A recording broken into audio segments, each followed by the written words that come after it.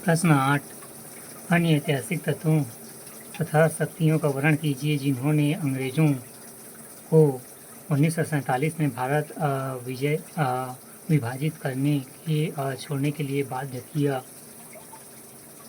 उत्तर भारत का विभाजन भारतीय इतिहास का एक विवादास्पद मुद्दा है जिसमें अनेक कारणों को भारत के विभाजन के लिए उत्तरदायी माना जाता है, किंतु इस संदर्भ में कुछ ऐसे अन्य ऐतिहासिक तत्व भी मौजूद हैं जिन्होंने भारत को विभाजित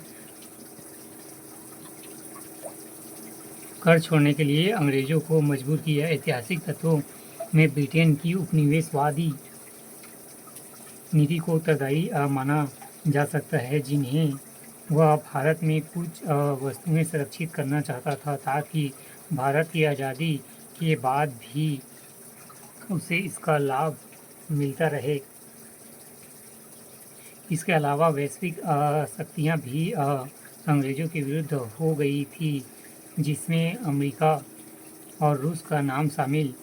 यही नहीं, भारत में मुस्लिम लीग की हठधर्मिता ने भी अंग्रेज़ों को भारत में विभाजित कर छोड़ने के लिए मजबूर किया, क्योंकि अंग्रेज़ों ने सदा ही बांटो और राज करो की नीति को प्रोत्साहन दिया था, किंतु विभाजन का उत्तरदायी नहीं बनना चाहते थे।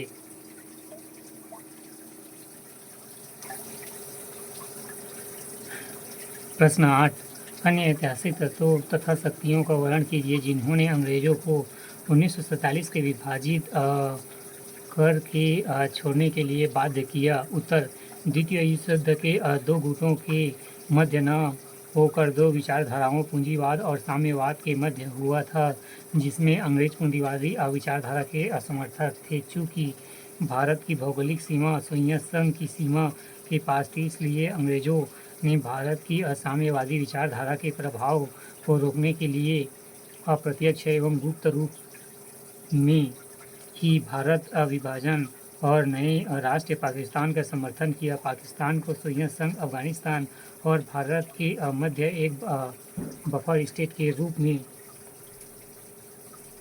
देखा। इस प्रकार भारत को विभाजित कर छोड़ने के लिए अंग्रेज बाध्य हुए। कुछ अन्य स्वतंत्र शक्तियाँ जैसे अमेरिका व अरब के क्षेत्र में कुछ स्वतंत्र राष्ट्र और उत्तर पूर्वी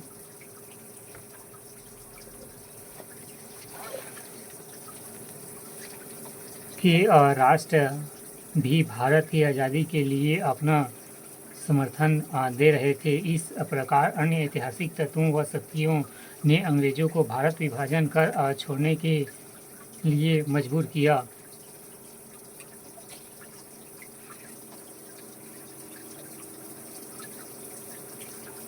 उत्तर नहीं, प्रश्न 8 किसान आंदोलन के में स्वामी सहजानंद की भूमिका का वर्णन कीजिए। उत्तर स्वामी सहजानंद सरस्वती ने 1920 में प्रदेश की सक्रिय राजनीति में प्रवेश किया। उन्होंने राजनीतिक क्षेत्र में एक गांधीवादी के रूप में अपना कार्य प्रारंभ किया। उन्होंने अक्षरशः चरखा और तकली चलाना भी शुरू किया। कांग्रेस प्रतिनिधि के रूप में कांग्रेस के वार्षिक अधिवेशनों में भाग लिया। 1928 में पटना तथा 1929 में सोहानपुर में जिला स्तरीय किसान सभाओं का आयोजन किया व बिहार किसान प्रांतीय सभा की स्थापना की। 1929 की यह किसान सभा गांधीवादी समझौते के सिद्धांत पर आधारित थी, किंतु असहनीय आंदोलन में स्वामी सहजानंद जी ने जेल यात्रा तथा 1934 में भूकंप से उत्पन्न परिस्थितियों व जमींदारों द्वारा किसानों पर किए जा रहे अत्याचार ने यह सोचने पर मजबूर कर दिया कि गांधीवादी रास्ते में पूंजीवादी जमींदारों के हृदय परिवर्तन की कल्पना करना भी सत्य से दूर भागना है। इसके बाद 1937 में प्रांतीय किसान सम्मेलन के बाद सैकड़ों किसान सभाएं बिहार एवं संयुक्त प्रांत में आयोजित की गई।